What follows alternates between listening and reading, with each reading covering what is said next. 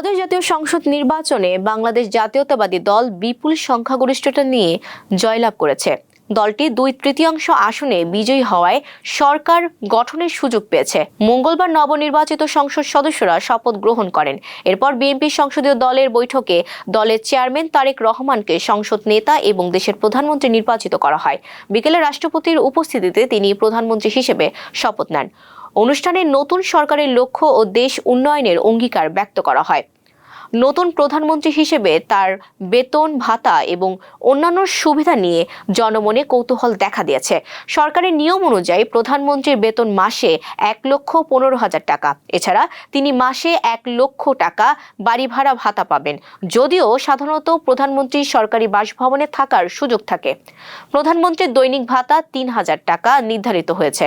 বিমান ভ্রমণের ক্ষেত্রে প্রধানমন্ত্রীর জন্য 25 লাখ টাকার বিমা কভারেজ এবং 1.5 কোটি টাকার স্বেচ্ছাধীন তহবিল বরাদ্দ রয়েছে। এছাড়া সরকারি বাসভবনের বিদ্যুৎ, গ্যাস, পানি, টেলিফোন ও অন্যান্য ইউটিলিটির বিল সরকার বহন করবে।